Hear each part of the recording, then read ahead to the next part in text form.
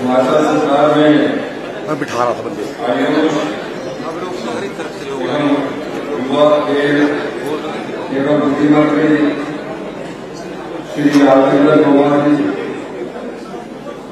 हिमाचल सरकार में मुख्य संसदीय सचिव श्री किशोरीलाल जी, श्री शीश पटेल जी, श्री संजय रतन विधायक, श्री कुलदीप खाने जी, अध्यक्ष पंद्रा केंद्रीय सरकारी बैंक, श्री संजय सिंह चौहान जी, अध्यक्ष हिमाचल कृषि एवं ग्रामीण विकास बैंक, पूरा विधानसभा क्षेत्र के सभी बुजुर्ग, पंचायत प्रधान, माताएं, बहनें, युवा साथियों और प्यारे बच्चों, आज मैं दूसरी बार सुलह विधानसभा क्षेत्र में आया। एक बार तब आया जब संजय चौहान जी ने मुझे कहा कि कांगड़ा में अगर सबसे ज्यादा कहीं नुकसान हुआ है तो मेरे क्षेत्र में हुआ है, सुलह विधानसभा क्षेत्र में हुआ है, आप आइए। मैं जैसलमेर गया, ऐसा राजेंद्र कुमार जी साथ है और जहां तबाही मची थी उस तबाही के मंजर को मैंने अपनी आंखों से देखा और निश्चित रूप से सुलह विधानसभा क्षेत्र में बहुत अधिक तबाही हुई। मैं धन्यवाद देना चाहूंगा संजय चौहान जी का, जो कि कृषि एवं ग्रामीण विकास बैंक के अध्यक्ष है। इन्होंने आपके दर्द को समझा और उस दर्द का इलाज धीरे धीरे करना शुरू किया। मैं देख रहा था आज मेरी तीसरी सभा है और आज मैं आपके पास आया। 15 महीने पहले आप लोगों ने आशीर्वाद दिया, सुलह विधानसभा क्षेत्र से बेशक हमारा विधायक नहीं जीत सका, लेकिन जनता ने जो कांग्रेस के साथ खड़ी रही, उनका प्यार, उनकी भावनाएं हमेशा हमारी सरकार के साथ बनी। और मैं आज इस मंच के माध्यम से सुलह विधानसभा क्षेत्र के जनता से कुछ बातें करना है। जब सरकार बनती है और सरकार के बाद जब कामकाज शुरू किया जाता है तो उस समय नई सरकार की अपनी प्राथमिकताएं होती हैं। अपनी प्राथमिकताओं में हमें ये तय करना पड़ता है कि सबसे पहले हमें हिमाचल प्रदेश के लोगों की सेवा करनी है, तो किस दृष्टि से हमें योजनाएं बनानी पड़ेगी। और जब हम ये देखना शुरू करते हैं तो सबसे पहले जब योजनाओं की शुरुआत करनी पड़ती है तो ये देखना पड़ता है कि आपके पास क्या योजनाओं को चलाने के लिए धन है कि नहीं है। मुख्यमंत्री बनने के बाद जब अधिकारियों ने मेरे सामने आर्थिक खजाने का हालात रखा तो हमारे पास जो खजाना था उसमें नाम मात्र के पैसे ही बचे हुए थे। भारतीय जनता पार्टी की सरकार ने 5 साल में अंधाधुंध जो आपका पैसा था उसका दुरुपयोग किया। मैंने अधिकारियों से कहा कि हमने कुछ गारंटियां दी हैं, कुछ वादे किए हैं और इन वादों को पूरा हम कैसे करेंगे। उन्होंने कहा आपके पास यही संसाधन है, इतना ही पैसा है, या तो आप सरकार चला लें या इन गारंटियों को पूरा कर सकते। मैं दिन प्रतिदिन अधिकारियों की बैठक लेता रहा, रात के 2 बजे तक ये सोचकर कि किस प्रकार अपना राजस्व बढ़ाया जाए और किस प्रकार अपनी योजनाओं को अमल में लाया जाए। धीरे धीरे हम बढ़ते गए और जब कोई रास्ता न दिखा तो हमने कहा कि हमें कड़े फैसले और साहसिक फैसले लेने चाहिए। उन कड़े फैसलों में हमने देखा जो जनता का धन है, जो आप लोगों का पैसा है, वो कई भ्रष्टाचार के दरवाजों से बाहर निकल रहा था। उन दरवाजों को बंद करना भी मुश्किल था, क्योंकि 40 साल से एक ऐसी व्यवस्था चली हुई थी। उस व्यवस्था को जब रोकते तो उसमें कई लोगों को बहुत परेशानी हुई, लेकिन मैंने दृढ़ निश्चय किया और धीरे धीरे उन रास्तों को बंद करना शुरू किया। धीरे धीरे हमारी अर्थव्यवस्था मजबूत होने शुरू हुई। फिर हमने कहा कि हमें अपनी पहली कैबिनेट में जो कांग्रेस पार्टी ने उन सरकारी कर्मचारी और अधिकारियों से वादा किया उसे निभाना है। वही अधिकारी थे जो भारतीय जनता पार्टी के समय के अधिकारी थे। वो तो 60 साल तक नौकरी में रहते, हम तो 5 साल के बाद नौकरी पाने के लिए दोबारा जनता की अदालत में जाते हैं और जनता तय करती है कि क्या इसे आगे बढ़ना है या नहीं बढ़ना है, इसको जिताना नहीं जिताना, लेकिन अधिकारी वही रहते हैं। और सरकार में कोई भी काम मुफ्त चुनावी नहीं चलता, लिखित में चलता। और मैं तो पहले कभी मंत्री नहीं रहा, मैंने कहा ठीक है, लेकिन भ्रष्टाचार के दरवाजों को आपको बंद करना पड़ेगा। तकलीफ कईयों को होती है, लेकिन फिर हम आगे बढ़े और हमने पहली ही कैबिनेट में आर्थिक बदहाली के बाद भी 1,36,000 परिवार थे, 1,36,000 के परिवार के लोगों को हमने सामाजिक सुरक्षा मुहैया करवाई। उन्हें एनपीएस के तहत बदलकर ओल्ड पेंशन स्कीम में लाया और उनका भविष्य बुढ़ापा सुरक्षित किया। और ये बुढ़ापा जब हमने सुरक्षित किया तो अंदाजा लगाइए हमारी सरकार पर कितने कठोर पाबंदियां भारतीय जनता पार्टी की सरकार ने जो केंद्र की दिया। हमारा 1800 करोड़ रुपए हमें मिला था, वो उन्होंने रोक लिया। हमारा 9,000 करोड़ रुपया जिसमें सरकारी कर्मचारियों का अंशदान भी था और सरकार का अंशदान भी था, वो उनकी तिजोरी में पड़ा हुआ है, लेकिन वो हमें नहीं दे रहे। हमने हिम्मत नहीं हारी। अधिकारियों के विरोध के बावजूद भी मैंने उन सभी परिवारों को जिनका बुढ़ापा हमने सुरक्षित किया कि अंतिम सांस तक सरकार से सरकारी कर्मचारी लोग ओल्ड पेंशन स्कीम से लगा। क्योंकि मैं एक आम परिवार से आता हूँ, कर्मचारी परिवार से आता हूँ, दर्द जानता था। उसके बाद हम धीरे धीरे आगे बढ़ रहे हैं। इतिहास की सबसे बड़ी आपदा ने इस प्रदेश को झकझोर कर रख दिया। कोई कल्पना नहीं कर सकता था। हमने अपने जीवन काल में ऐसा कभी समय नहीं देखा कि इतनी अत्यधिक बारिश हुई हो और घर के घर तबाह हो गए, पशुशालाएं तबाह हो गई। जो बड़ी मेहनत से जिन लोगों ने घर बनाए थे वो घर इस आपदा में बह गए। 7 जुलाई को सबसे पहले आपदा जिला कुल्लू में आई।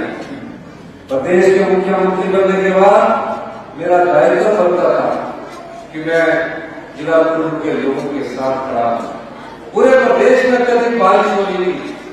ऐसा नहीं था कि सिर्फ शिमला में बारिश हो रही है, शिमला में बारिश हो रही थी तो इंदौर में भी बारिश हो रही थी। और जब मुझे पता लगा कि वहां सभी सड़कें टूट गई है, पीने के पानी की योजनाएं सब ढह गई है और कई घर पूर्णतः नष्ट। मैं 7 जुलाई की रात को पूरे अधिकारियों से बैठक की और हमने कहा कि 48 घंटे के भीतर हमारे कुल्लू की जनता को पीने के पानी की सुविधा भी उपलब्ध करवानी है और बिजली भी उपलब्ध करवानी है और सड़कें टेम्परेरी रूप से जोड़नी है। 75,000 के करीब टूरिस्ट जो हमारे मेहमान थे, हमारी संस्कृति के अनुसार उनकी रक्षा करना बहुत जरूरी था। 15,000 गाड़ियां फंस गई, हर जगह से फोन आते थे, एम्बेसी से फोन आते थे, इन्हें बचा कर रखिए। एक भी पर्यटक की मौत नहीं होने दी, कोई लूटपाट नहीं होने दी। 75,000 लोगों को हमने सुरक्षित घर पहुंचाया। अभी हम इस जुलाई की आपदा से धीरे धीरे ऊपर बढ़े और मैंने 15 अगस्त का कार्यक्रम अपना कुल्लू में रखा हुआ। 14 अगस्त की रात को इतनी तेज बारिश हुई कि शिमला में हर जगह लैंडस्लाइड, फोन की घंटियों पर घंटियों बज रही थी। एक घंटी बोलते में अधिकारियों को निर्देश दिया जाता, दूसरी घंटी बज जाती थी कि आज यहाँ है। 14 अगस्त की एक ही दिन में 51 मौतें हुई, 51 लोग हमें छोड़कर चले गए, जिसमें 22 लोग शिमला के सिख वाड़े में हमको छोड़कर चले गए। मैंने सांस्कृतिक कार्यक्रम रद्द किया, मैंने 15 अगस्त का कार्यक्रम रद्द किया और कहा कि हम एक रस्म अदायगी करेंगे और झंडा फहराएंगे और उन परिवारों के लिए हम जुटेंगे। हर जगह मातम था, जिस परिवार के पास मैं जाता था उस परिवार के पूरे सदस्य खत्म हो गए। फिर पता लगा कि मंडी में बारिश हुई, हर जगह से भयंकर तस्वीरें पूरे मीडिया में चल रही थी। मैं सब जगह गया, सारी जगह जाने के बाद मन में एक ही आशा होती थी कि इनकी मदद कैसे की जाए। जैसे मैं यहाँ आया, शाम को मैं वहां जाता था और जाने के बाद मैं उन लोगों से मिलता था, अपने अधिकारियों से मिलता था। मैंने कहा कि भारत सरकार से बात करो। उन्होंने कहा मुख्यमंत्री या देश के प्रधानमंत्री से बात करो। मैंने देश के गृह मंत्री से बात की, देश के प्रधानमंत्री से बात की। गृह मंत्री और प्रधानमंत्री जी से बात करने के बाद जब मुझे आश्वासन ही मिल गए, मैंने कहा कि अगर हम इन परिवारों को नहीं बचाएंगे तो इन परिवारों के जो बच्चे हैं और भविष्य की पीढ़ी है वो हमें कभी माफ नहीं करेंगे। 4,000 घर पूर्णतः नष्ट हो गए, 13,000 घर आर्थिक रूप से टूट गए। आप सब लोग गांव से आते हैं, हम सब लोग गांव से आते हैं, हम सब लोगों को दर्द पता है। कई महिलाएं मिली कि हम अपने सिर पर ईंट और पत्थर डालकर घर गया, एक पत्थर की जो चुनाई हुई है उसमें मेरा पसीना बहा हुआ। मैं रात को इस घर में सोई थी, आज मैं इस घर में देख रही सिर्फ अपने और अपने बच्चों की और अपने परिवार के सदस्यों की जान बचाने के रहा। इस घर में मेरा जो भी सामान था वो घर भी बह गया, सारा सामान भी बह गया, खाने करके लिए बच्चे रो रहे थे। हमने कहा आप घबराइए मत। मैंने हिंदुस्तान में पहला ऐसा कानून बनाया जब आपदा प्रभावित परिवारों को गांव में रहने के लिए 5,000 रुपया किराया सरकार देगी और शहर में रहने के लिए 10,000 रुपया और खाने का और गैस का सिलेंडर भी मुफ्त में देगी।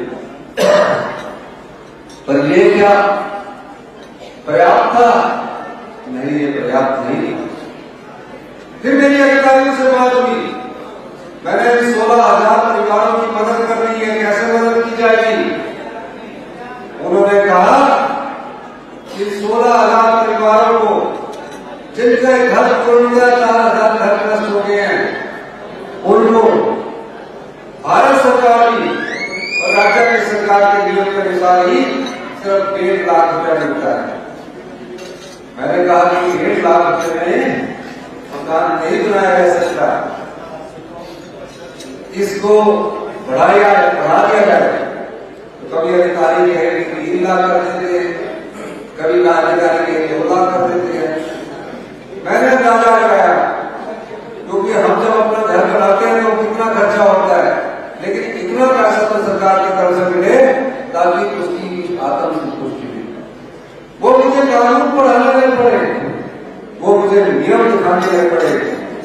मैंने कहा हिमाचल प्रदेश में भी आज की सबसे बड़ी आपदा आई है और एक आम परिवार से निकला मुख्यमंत्री इस कुर्सी पर पहुंचा है। और मैं जानता हूं जिनके घर में आपदा आई है उनके दिल पर क्या बीती होगी, क्योंकि मुझे उस दर्द का एहसास है, मुझे उस पीड़ा का एहसास है। इन चीजों को देखते हुए मैंने कहा नियम बदलो, वो कहते नहीं बदल सकते, कानून बदलो, वो कहते नहीं बदल सकते। मैंने उनकी कानून की किताब पढ़ी, क्योंकि मैं खुद बहुत गया हुआ, रात को पढ़ा, अगले दिन कहा इस कानून को बदलो। हमने उन आपदा प्रभावित परिवारों के लिए कानून बदल दिया और जहां 1.5 लाख रुपए की आर्थिक सहायता होती थी वहां उन्हें 7 लाख रुपए की आर्थिक सहायता दी। ये कोई और नहीं सोच सकता था, ये मैं इसलिए सोच सका क्योंकि मैंने आप जैसे परिवारों से निकलकर अपनी राजनीति की शुरुआत की। आप जैसे घर से उठकर हमने राजनीति की शुरुआत की। फिर आम आदमी को क्या तकलीफ है, किसान को क्या तकलीफ है, कौन से कानून ऐसे हैं जिससे आम आदमी परेशान रहता है। हमने स्टडी की कि राजस्व के जो कानून है, हमारे लोग पटवारियों के पीछे घुमा करते हैं, कभी तकसीम के लिए घुमा करते हैं। मैंने राजस्व कानूनों में बदलाव किया। उस कानूनों में बदलाव करने के बाद आज पटवारी आपके पीछे घूम रहे हैं। 90,000 इंतजार अभी तक हो चुके हैं। शिक्षा क्षेत्र की बात आई, शिक्षा क्षेत्र में हमारा क्या स्तर है। 5 साल से जो सरकारें चली आ रही थी, 40 साल से सरकारें चली आ रही थी, महज स्कूल खोलना उद्देश्य नहीं होना चाहिए। स्कूल में शिक्षक का होना बहुत जरूरी है और गुणात्मक शिक्षा का होना बहुत जरूरी था। बच्चों को पता किया गया, आकलन किया गया, गवर्नमेंट स्कूल में पढ़ने वाला 5वीं का बच्चा दूसरी कक्षा की किताब नहीं पढ़ सकता, दूसरी कक्षा की किताब नहीं पढ़ सकता। गुणात्मक शिक्षा में सुधार लाया जाए, हम इस पर सोचने लगे। शिक्षा मंत्री रोहित ठाकुर जी और आशीष पटेल जी के साथ मेरी चर्चा होती थी। कई दौर की चर्चा हुई कि कैसे हमें एक गुणात्मक शिक्षा लानी चाहिए। मैं खुद गवर्नमेंट स्कूल से पढ़ा हूं। जब हम पढ़ते थे तो बेंच नहीं होते थे, टाट हुआ करती थी, 8वीं स्कूल में मिलते थे, होते थे ना सर, जो हमारे समय में होंगे जानते होंगे। तो मैंने कहा कि कहां आत्मविश्वास की कमी है। हमने पाया कि दूसरे प्राइवेट स्कूल भी है, गवर्नमेंट स्कूल में पढ़ाने वाले शिक्षक कंपटीशन के थ्रू आ रहे हैं, लेकिन सिर्फ टाई लगाने से उनका आत्मविश्वास होता है। हमने उसमें भी बदलाव कर दिया। ये जो अगला शिक्षा सत्र होगा उसमें पहली कक्षा से गवर्नमेंट स्कूलों में पढ़ने वाले गांव के सभी बच्चों को इंग्लिश मीडियम में पढ़ाया जाएगा और उनके घर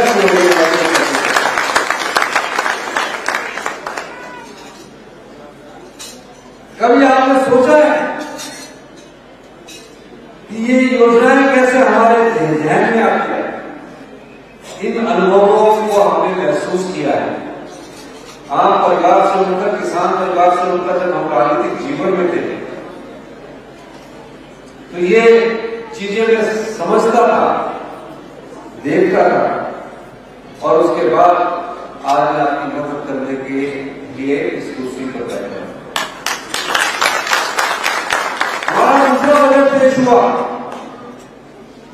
दूसरे बजट में हम कौन सी योजनाएं लेकर आए? मैंने कहा कोई भी प्रदेश आत्मनिर्भर नहीं कर सकता जब तक उसके गांव में रहने वाले किसान आत्मनिर्भर ना बने, उनके हाथों में पैसा ना पहुंचे।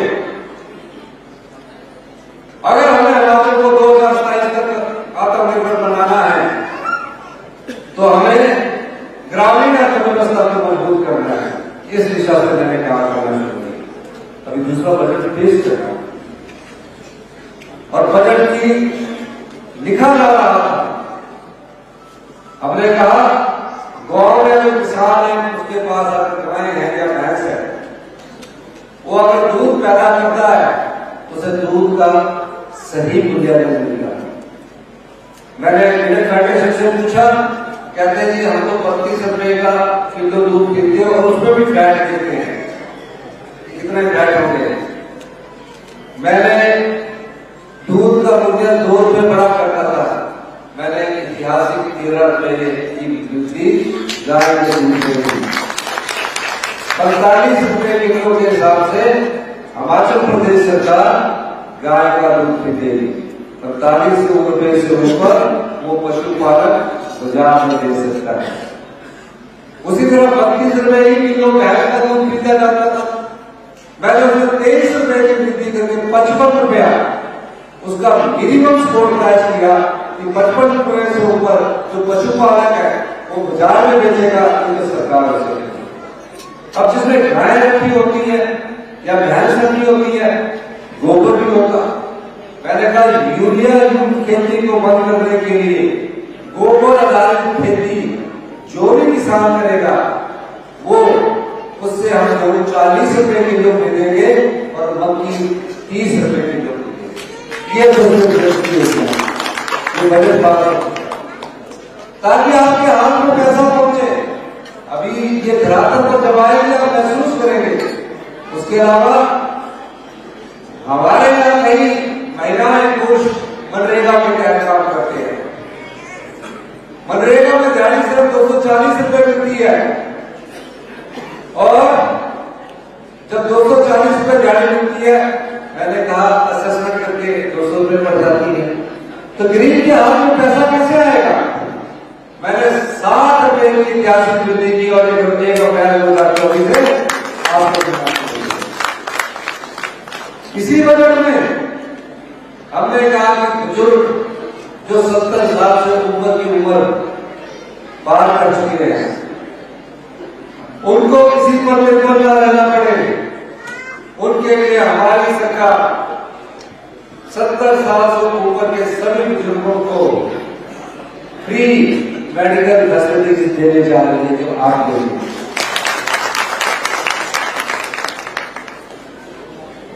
ये सब योजना आपके लिए जो विधवाएं हैं, पिछले वर्ष की बजट योजना में हमने उन बच्चों को जो बच्चे अपनी माता को खो चुके हैं, जो बच्चे अपने पिता को खो चुके हैं, मुख्यमंत्री बनने के बाद एक रिवाज होता है कि सचिवालय में जाकर कर्मचारी और अधिकारी उनका स्वागत करते हैं और मुख्यमंत्री बैठक लेते हैं। वह देश के ऐतिहासिक मैदान पर मुख्यमंत्री की शपथ लेने के बाद अनाथ आश्रम में वहां बेटियों से मिला, उनके रहने का ढंग देखा, उनके खाने का ढंग देखा, उनके टीचर सामने खड़े थे, बोल नहीं पा रहे थे, लेकिन उनके अंदर की पीड़ा को मैंने समझा और मैंने उसी दिन फैसला किया इनका पालन पोषण पैदा होने से लेकर 27 साल की उम्र तक सरकार करेगी। और हिमाचल प्रदेश हिंदुस्तान का पहला राज्य बना जहां जो बच्चा पैदा होने के बाद अपनी माता पिता को खो चुका है या 27 साल से पहले खो चुका है, उसकी पूरी शिक्षा का खर्च सरकार देगी, चाहे वो डॉक्टर बने, इंजीनियर बने या और प्रोफेशनल बने। यही नहीं, उसको 4,000 रुपया हर महीने पॉकेट मनी भी मिलेगी। जो 1 साल का बच्चा होगा उसको 2,500 रुपया उसके अकाउंट में जमा होगा। शादी करने करने के लिए 3 लाख रुपया मिलेंगे। अगर MBBS की कोचिंग करनी है तो 1 लाख रुपया मिलेगा और पूरी पढ़ाई का खर्चा सरकार उपलब्ध करवाएगी। लेकिन मांग नहीं की, उन बच्चों ने कोई बोला नहीं। दूसरा मैंने इस बजट में जो हमने अपना करोड़ वाले से पैसे बंद किए थे, पता किया कि हिमाचल प्रदेश में कितनी विधवाएं हैं। कुछ विधवाएं 60-70 साल से ऊपर की है, कुछ विधवाएं युवा पीढ़ी में विधवा हो गई है।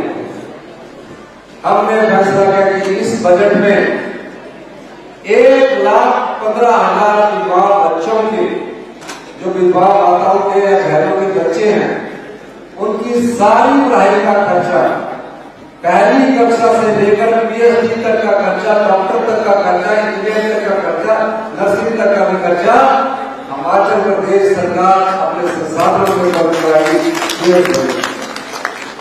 फिर कोई गरीब विधवा महिला है जिसकी आय 2.5 लाख रुपए से कम है, उसको हम 3 लाख रुपया मकान के लिए उपलब्ध करवाएंगे।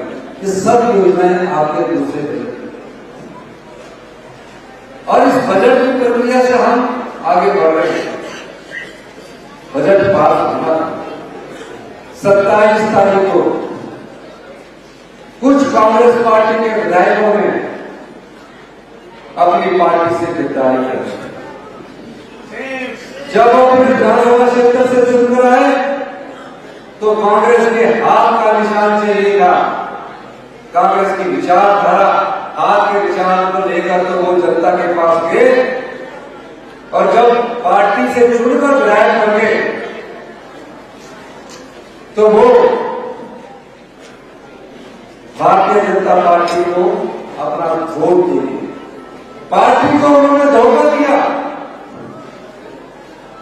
अब जब पार्टी को धोखा दिया तो 28 तारीख को हमारा बजट प्रस्तुत होना था, जिसको उनको पास करना था। अगर बजट पास ना होता तो सरकार गिर जाती और सरकार गिराने की पूरी साजिश भारतीय जनता पार्टी के नेताओं के साथ मिलकर की। मैं बजट के बाद मुख्यमंत्री ने बजट के रिप्लाई देना होता है, जब विपक्ष के लोगों ने सवाल कर रखे होंगे। मैं अभी तैयारी कर रहा था, अधिकारियों के साथ कर रहा, टीवी में खबर चली कि मुख्यमंत्री जी ने इस्तीफा दे दिया। मैं खबर तो देखता रहा और मैं आप लोगों का बजट पास करवाने के बारे में सोचता रहा। मैं ये नहीं सोच रहा था कि मेरे बारे में बाहर क्या चल रहा है, मैं आपकी चिंता करके सोच रहा था कि मैंने ये बजट पास करवा। जब पूरे नेशनल मीडिया में चला, फिर मुझे किसी हमारे विधायकों ने राय दी कि आप भी स्पष्टीकरण करें।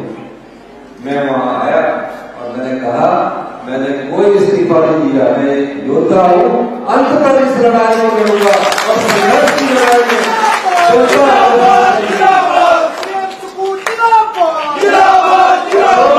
जो मुख्यमंत्री जयराम ठाकुर जी वहां कह रहे थे, सदन के अंदर कह रहे थे, अब तो उनको भगवान भी बचा नहीं सकता, हमें उसी भगवान ने बचाया, क्योंकि वो जानते थे कि आम आदमी का और जो विधायक जनता के बल पर चुनकर आए, कांग्रेस पार्टी के हाथ के निशान पर चुनकर आए, उनका अपना कोई वजूद नहीं है। अगर वजूद है तो 1000 लड़के जीत कर आते, जीत कर आए और मुख्यमंत्री की कुर्सी हटाने के लिए, सत्ता हटाने के लिए नोटों का सहारा लिया। क्या ऐसे लोगों को, ऐसी पार्टी को आप माफ करेंगे? करेंगे कि नहीं करेंगे? हाथ खड़ा करके बताइए, सारे हाथ खड़ा करके बताइए। क्या ये हिमाचल की संस्कृति है?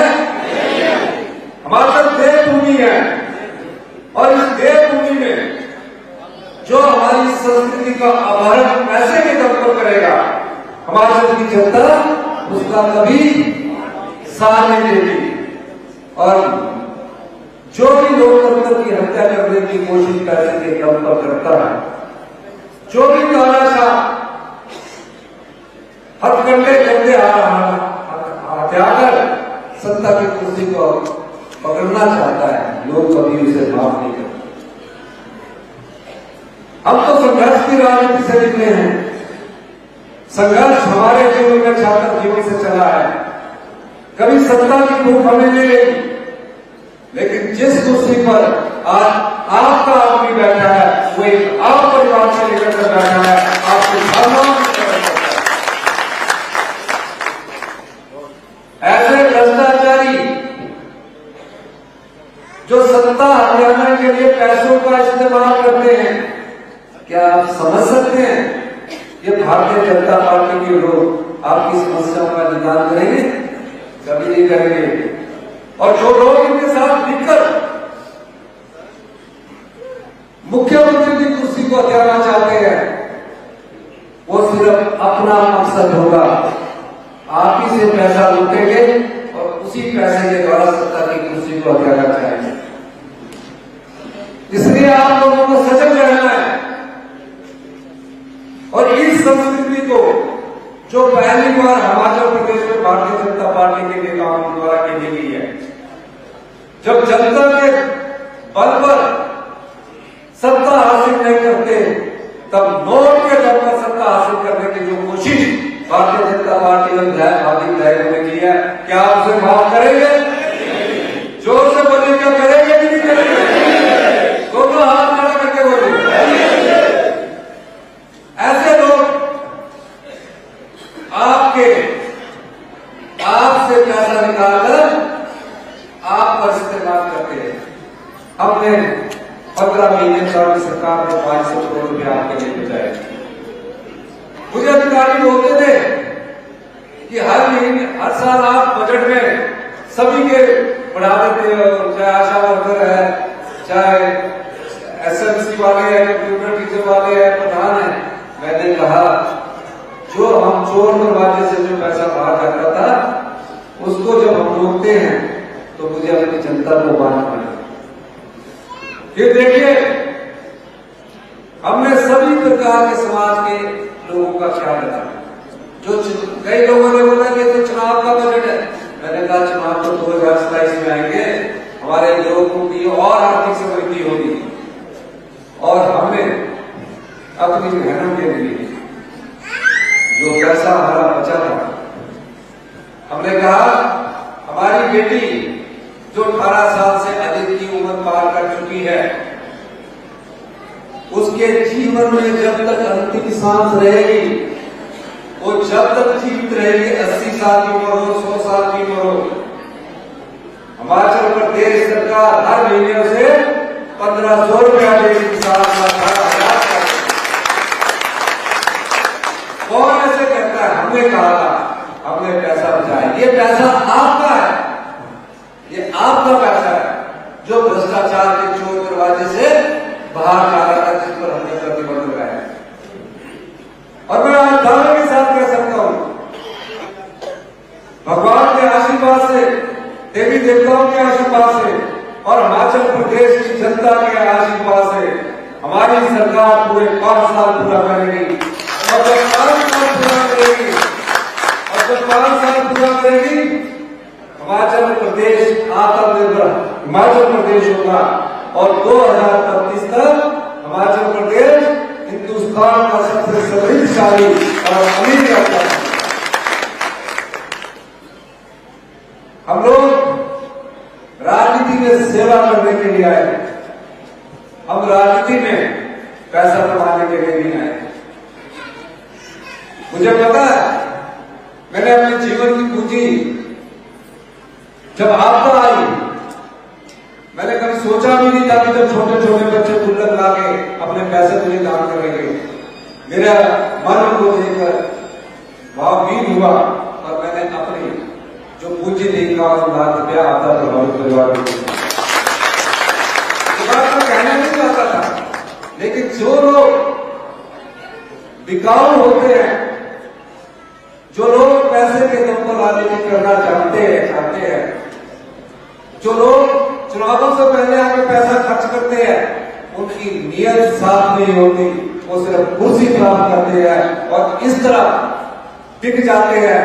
और बिकने के बाद जब उनके मन में डर आता है तो कभी पंचकूला के ललित होकर में ठहरे हुए हैं, कभी गंगा मैया के हरिद्वार में गए और बोल रहे कि अपने पाप धोने।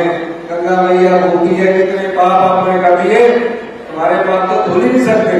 तुमने तो अपने विधानसभा क्षेत्र की भावनाओं से खिलवाड़ किया, उन्होंने पार्टी को तोड़ दिया, कांग्रेस को तोड़ दिया, और तुमने जिस पार्टी को हराया उसी पार्टी के साथ तुम गए। फिर उसके बाद भाग्य ऋषिकेश चले गए। अब पता लगा तुम तोड़ के थक गए, तो कईयों की चाल भी बदल गई है। जब घर दिन में हो ना, जब चोरी की हो तो ऐसे ही भागना पड़ता है। आजकल वो गुरुद्वारा में गए, सुप्रीम कोर्ट में गुहार लगा रहे हैं, पर एक बार भगवान भी उनको माफ नहीं करेगा। जो धोखा देते हैं और जो बिक जाते हैं, हमारे सब की जनता उनको सबक सिखाएगी, यही मेरा मानना। तो क्या आप सबक सिखाओगे? तो हाथ बाहर वाले में खड़े करो, क्या करोगे? बाहर वाले में खड़े कर रहे। मैं यही कहना चाहता हूं, संजय चौहान कोई विधायक नहीं है, 30 साल से कांग्रेस पार्टी के साथ जुड़े हुए हैं। यूथ कांग्रेस से एनएसएस लॉ किया, जब मैं यूनिवर्सिटी पढ़ता था उन्होंने लॉ किया, प्रैक्टिस की। एक शरीफ इंसान है। जब हमारे यहाँ से उम्मीदवार सुमैया जी का देहांत हो गया, उसके बाद हमने इनको बोला कि आप यहाँ पार्टी का कार्य करें, और मुझे खुशी है आज इस सरकार का जनता का इन्होंने जो भी घोषणाएं की है उन सबको मैं पूरा करूंगा।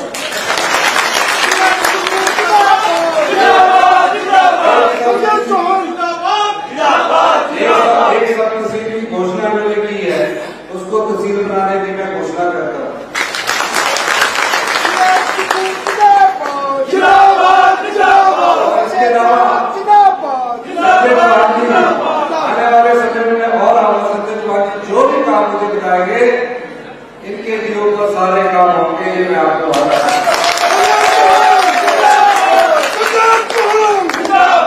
इन्होंने कुछ महिला मंडलों के नाम दिए हैं, कुछ महिला मंडलों को 20-20 हजार का देना है, 100 महिला मंडलों के नाम दिए हैं, 20,000 का 100 महिला मंडलों को देने की भी घोषणा करता हूँ।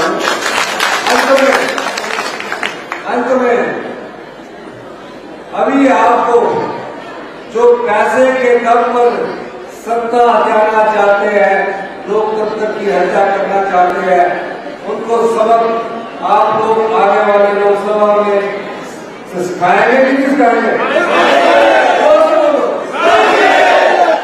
हम अपनी संस्कृति को बचाएंगे कि नहीं बचाएंगे? हमारी संस्कृति ईमानदारी की संस्कृति है, और जो ईमान बेचकर, अपना ईमान बेचकर जो राजनीति करते हैं, दूर भगाएंगे कि नहीं